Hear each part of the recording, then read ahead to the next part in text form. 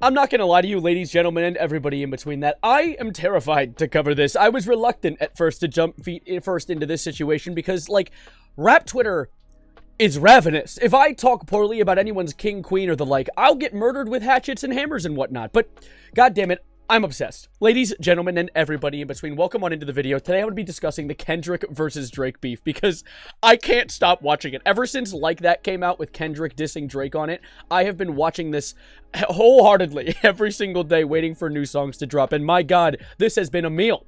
See, I'm used to things like the goofy shit that goes on YouTube with like Rice Gum and like Logan Paul and all that happened back in the 2010s era. And that wasn't real beef. That was all manufactured. That was tofu, right? This stuff is real beef. And my God, is it refreshing to put some nice meat in my mouth. Pause. Also, I'm gonna just put a little disclaimer right before we dig into this. I am not someone who grew up listening to this style of music. I love it, and I've always loved it, but I've never gotten any chance to get initiated with it until recently, and so I've been learning a lot about it all at once, and so I'm definitely going to get details wrong. So, if you're into this stuff, if you're into this drama that's been going on, and you've been a fan of Kendrick or Drake or the like for a long time, if I mess up, just tell me. I'm very willing to learn more. I want to learn more. I was sitting at work today waiting to make this video, and I wrote a Google Keep list of everything that happened in all the songs so I can talk about it in a video, and that is what we're doing right now. So let's get into it. So I'm mostly aware of the rap beef that's been going on just recently. Like in the past 2-3 months, what's been going on between Drake, Kendrick, J. Cole, and the entire Infinity War cast worth of rappers who are all jumping on this at the same time. But I was unaware until I looked it up out of curiosity that this lore, this rap beef lore, goes back all over 10 years. I found a Reddit post from Adept Salad that says that the rap beef goes back all the way to 2013 from a song with Big Sean, Kendrick, and Jay Electronica, where they first attack Drake, supposedly. And I'm not going to be digging into that. That's not my intrigue, but I just find it hilarious that this beef has been going on longer than some people who use TikTok are currently alive. So to my knowledge, things started getting wild, if I were to put it into scientific terms, shit hit the fan, about a month and a half ago, when March 22nd, Like That dropped, the song by Future, Metro Boomin, and Kendrick Lamar, where they start the song just kind of singing. It's this song right here. I'm not going to scroll through the Genius lyrics and just do like a Wikipedia read-along session, but essentially, Kendrick comes on with some aggressive-ass lyrics faced directly at Drake from State Farm, Drake and J. Cole, where some special lines come to mind at first, like, fuck the big three, it's just big me, which is a reference to there being a big three of rap. I think one of the more recent interpretations of that were in the song First Person Shooter, when J. Cole said, like, he's doing good, I'm doing swag, but I'm a member of the big three, Drake and Kendrick and I. And so I guess they're insinuating it's those three, and Kendrick's like, no, it's just me.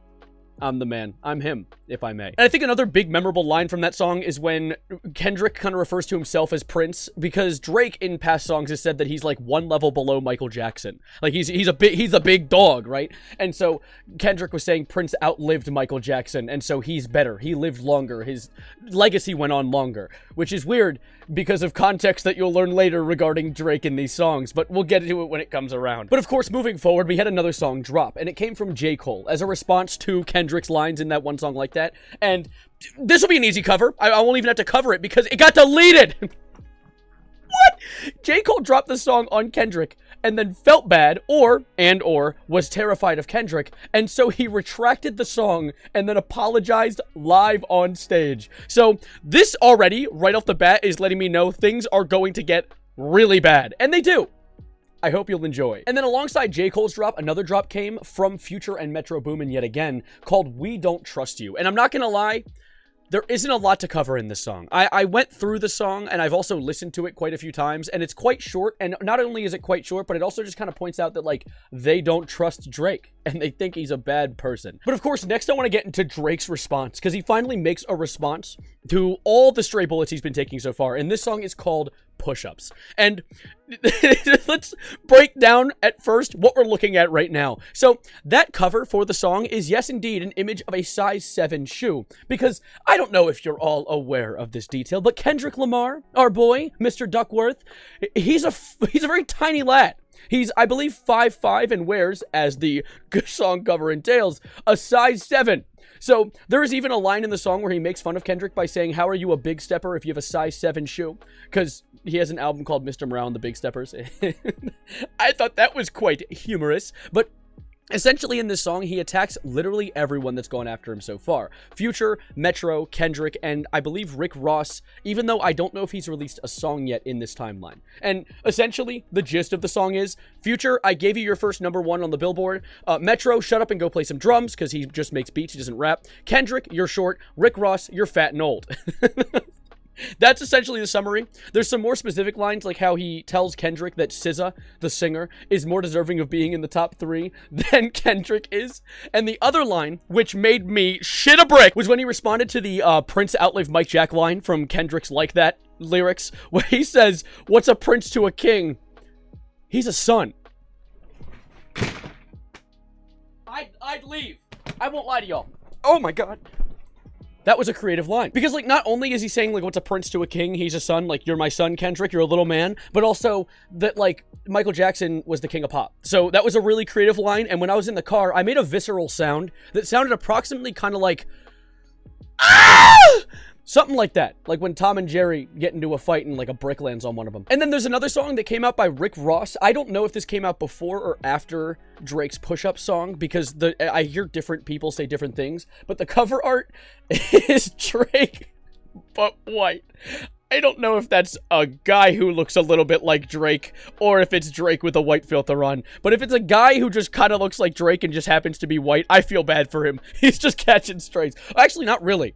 Because Drake isn't exactly a bad-looking fella, so I guess he's kind of taking a W here. But essentially, the song is just consists of Rick Ross being like, Drake, you're white, you don't deserve to be in the black community, is essentially what he's saying.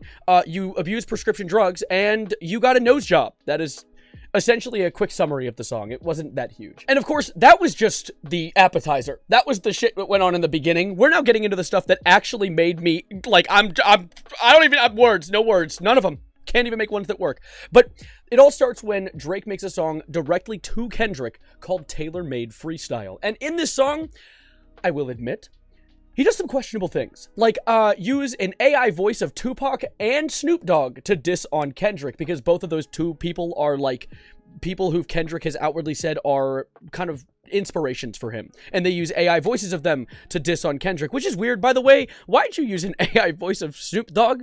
He's still alive, you know. He's just a streamer now. You can go ahead and ask him. And the actual consistency of the song essentially is just Drake being like, hey, Kendrick, you rely on other artists. You're not good. Your song with Taylor Swift is your first #1 on the Billboard Hot 100. You a bitch.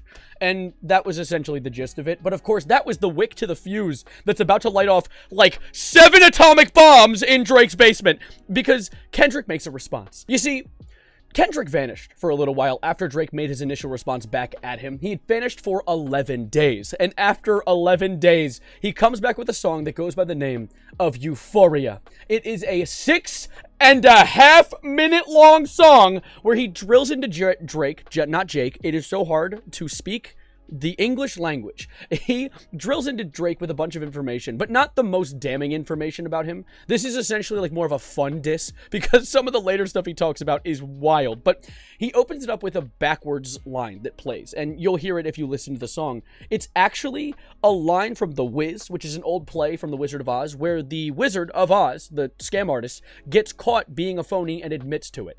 Which is a crazy line to put in the opening of a song calling someone out for being fake. But regardless, he continues to diss and dig into Drake in this song in like 18 different ways. I wrote a whole paragraph about this one alone. He says things like, you used Tupac's voice with AI, like that's fucked up. You're also Canadian, which I would argue might be worse. And there's some awesome lines in this song, like, I hate the way you walk, the way you talk, I hate the way you dress. He just hates Drake so much. This isn't some sort of manufactured beef to get clout online. It might be. It could be. But it is so entertaining, and I think it's real. And I like to believe it's real.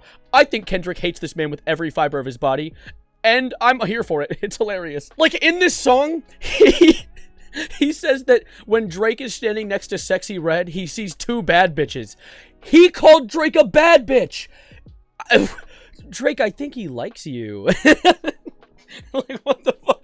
But he also makes a response. Remember how I told you guys to hold on to the what is this 20v1 stuff? He makes a response to that by saying, it isn't 20v1, it's 1v20 if I have to fight everybody who writes with you.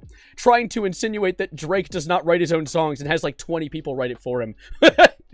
which is crazy. And then like 2 bars later says, am I fighting ghosts or AI? Saying like ghostwriters, or does he just have AI writing songs? And then Kendrick ends the song by basically being like, Drake, you're too white to say the N-word. We don't want to hear you say the N-word anymore. He revokes his pass. And that is the end of that song. And you might be anticipating a response from Drake, something that he wants to say back because of that diss that just dropped from Kendrick, that atom bomb in his backyard. Well, to every Hiroshima comes a Nagasaki, because Kendrick drops a second song only a day later, called 616 in LA. And admittedly, this is a much shorter song, and all the song really says is like, hey Drake, you have 100 people on your payroll, and 20 of them want you dead, and a lot of them are in my pockets, and I'm learning information about you. He's essentially just being like, Drake, you aren't safe. El Bozo, Cope, I have more risk. Okay, I just realized this video is getting way too long and we're not even done yet, because Drake drops another song called Family Matters. And it's a response to quite a few people. He attacks Kendrick, he attacks The Weeknd, because The Weeknd also dissed on Kendrick in another song, and a few other people. He says like, hey, The Weeknd, you have a twink-ass voice. Kendrick, you're an attention seeker and one of your kids wasn't your own. And also, Rick Ross is still fat. Oh, and just to rub salt in the wound, he actually starts the song, his first word in the song is the N-word, in response to Kendrick's line where he says, we don't want to hear you say the N-word anymore, which I think is probably the best way Drake could have gone about it, because my thought, and when that initially came out, was he can't say it. Like, how does he just say it in the song casually and just ignore what Kendrick said? But him starting it with the first word in the song, I feel was the perfect response. He also canonizes the Drake dick leak in the rap beef in a line that says, you write about fuck the big 3, it's only Big D, in reference to Drake, but also penis, because he says, and you got video proof. Drake, stop! He's gonna die! And then he adds one last line. He finishes the song off by saying, oh, Kendrick, by the way, you beat your wife. Oh my god! But don't worry, because none of that matters, because only 57 minutes later, Kendrick drops another response. He drops a song called Meet the Grams, which the image for it's been taken off Spotify, but it's a picture of a bed with a Ozempic prescription, as well as another prescription for a drug that's similar to the one that, how can I explain this in a way that YouTube would enjoy, is how Bill Cosby gets his girls.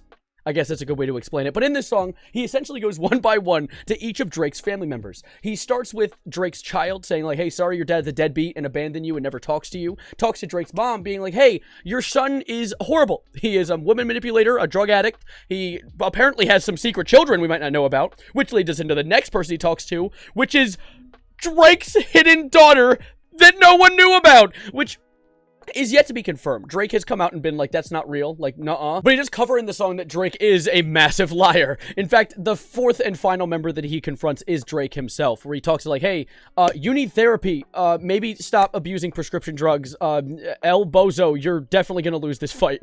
And then, of course, because it's Kendrick, in the same day, he drops another song. And this song is called Not Like Us. And for the picture of the song, it is a Google Map image of Drake's house.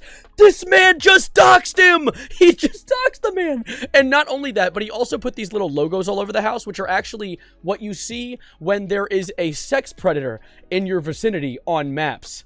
Which he puts like 8 of them on Drake's house, which is crazy! And in the song, there's a few bars that I really stuck out. That really are memorable to me. There's an album from Drake called Certified Lover Boy, and in the song, Kendrick says, Certified Lover Boy? More like Certified Pedophile.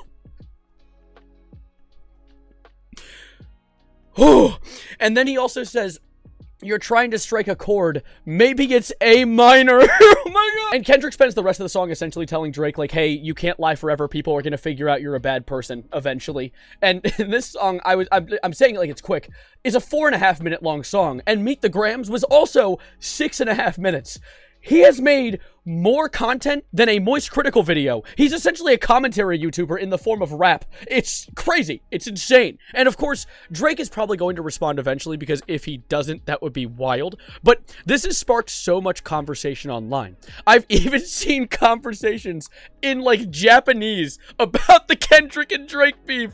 Like, people are, this has gone like bilingual. It's gone trilingual. It's gone multilingual. It's everywhere. People know about it even in places where they can't even understand the song's lyrics. And meanwhile, since this, we haven't seen a Drake song drop, but people have been recommending Drake not respond. They're telling him to back out. They're saying that J. Cole is dodged a terrorist attack, essentially, in comparison to what Drake is currently dealing with, which is hilarious. Which also, what is as hilarious, is that Drake responded to Kendrick's song by saying, "I don't have a fake daughter." But Drake, why aren't you responding to the pedophile allegations? It's starting to look like he might not be lying, which is a problem, but also ironic, because he did say he is the Michael Jackson of our age, so I guess it kind of fits. And that's all the information I have so far. However, I would not be shocked if I open Twitter right now and see that Kendrick has dropped another song. I'm gonna open it really quickly while recording and just be hopeful. Alright, no, I've just actually opened Twitter to see that someone made a Japanese diss on Drake. Okay, well, apparently we have some Japanese artists joining in on the beef, but for now, I'm going to be getting out of it. Thank you guys for being here. I hope you enjoyed. This was a really funny video to make and probably has very little editing because I'm late. I have been at work all day, and I want to get this out for you guys to see. So thank you guys for being outstanding. Thank you for being here. Subscribe if you are new and like the video if you liked it. Let me know your thoughts on it as well. Are you on Drake's side or Kendrick's or in some third, more devious option like the Japanese guy? Thank you guys, and as always, adios, arrivederci, goodbye, good night, and yeah, if you can't tell, I'm a big Kendrick fan. Bye-bye.